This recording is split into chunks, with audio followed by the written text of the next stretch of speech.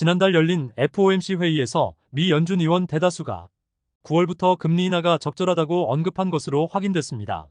FOMC 의사록에서 위원들은 관련 지표가 지속해서 예상대로 나온다면 9월 17일부터 시작하는 회의에서 통화 정책을 완화하는 게 적절하다고 언급했습니다.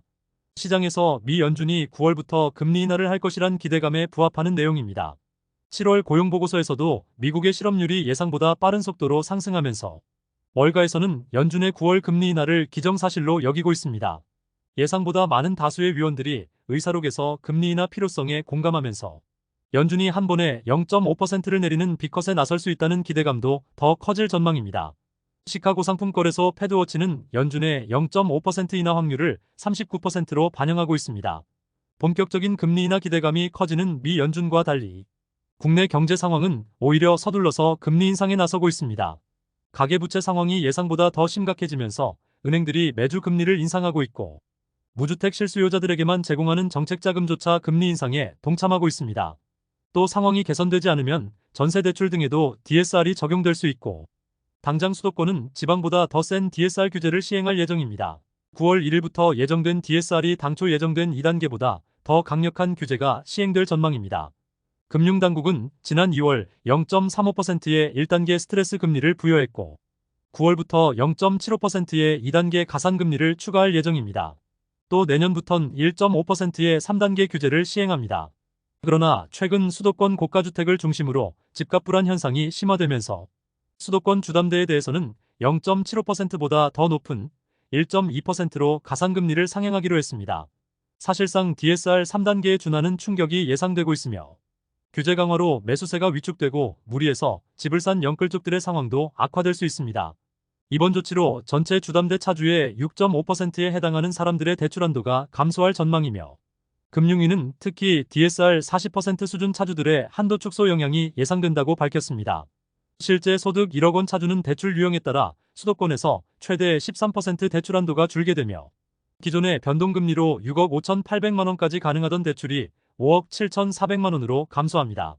또 그동안 DSR에서 예외로 두던 전세대출과 정책대출 등에 대해서도 9월부터는 DSR을 산출하도록 은행권에 지시했습니다.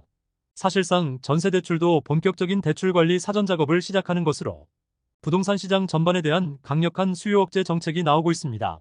최근 시중은행의 금리가 내리고 있지만 대출받는 차주들의 금리는 오히려 상승하고 있습니다. 은행들이 리스크 관리 차원에서 관련 대출을 최대한 보수적으로 취급하고 있고 가계부채 상승의 주범인 주담대는 계속해서 금리를 더 올리고 있습니다. 올해 하반기 드디어 금리 인하가 발표될 가능성만 믿고 버텨온 영끌족 입장에서는 그야말로 황당하고 불확실성이 더 커지는 최대 악재 소식입니다. 은행연합회 공시 등에서 올해 6월까지 취급된 주요 은행의 개인 사업자 대출이 신용대출 기준 평균금리가 6%대에 육박하고 있습니다.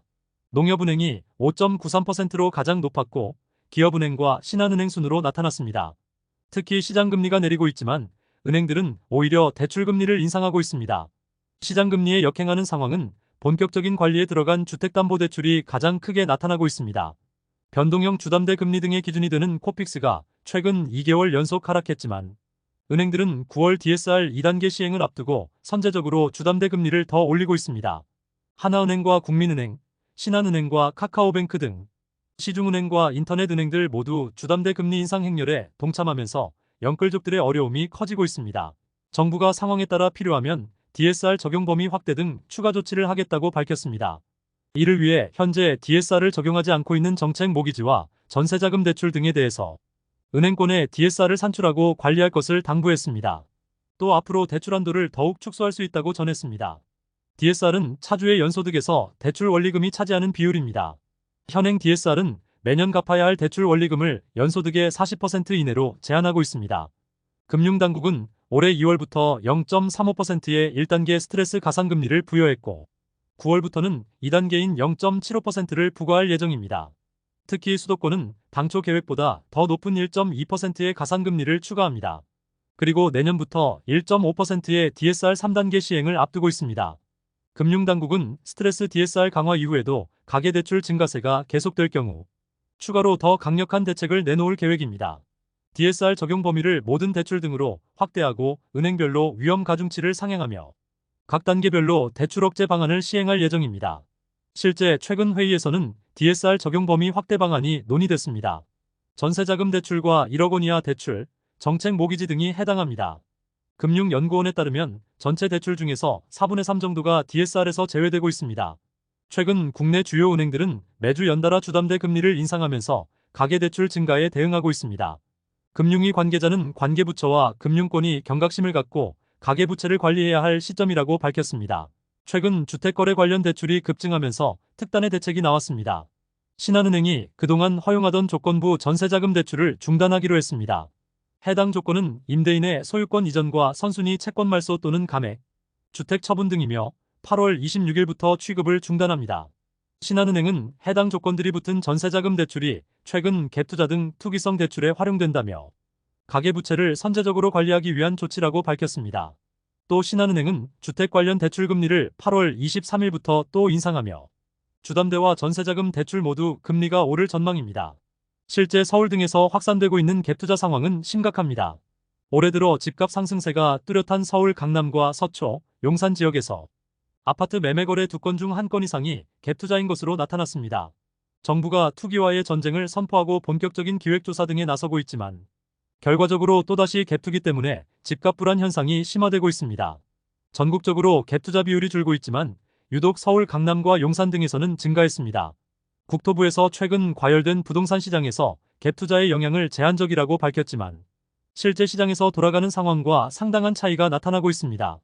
갭투자 비율이 가장 높은 곳은 서울 용산구로 나타났습니다. 대통령실 이전과 용산국제업무지구, 용산전자상가 개발 등이 호재로 인식되면서 전체 거래량 10건 중 6건 이상이 갭투자로 진행됐습니다. 과거 갭투자가 가장 많았던 2018년 이후 가장 높은 수준입니다.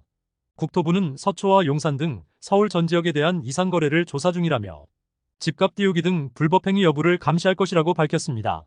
정부의 단속일지와 공급 대책 발표에도 서울 아파트값은 5년 11개월 만에 최대치로 올랐습니다.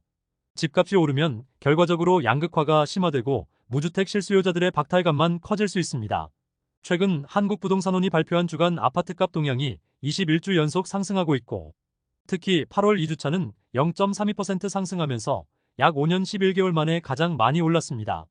부동산원은 연초 대비 높은 거래량이 유지되면서 아파트값 상승세가 지지되고 있다며 추격 매수세가 이어지면서 상승폭이 커졌다고 설명했습니다. 부동산원 시세 등에서도 강남 3구와 마용성 등 상급지들이 가격 상승을 주도하고 있습니다. 지역별로는 성동구 가격이 가장 많이 오르고 있고 송파구와 서초구, 강남구 순으로 상승률이 높게 나왔습니다. 지금까지 잼스톤TV였습니다. 오늘 영상 도움되셨으면 구독과 좋아요 부탁드립니다. 시청해주셔서 감사합니다.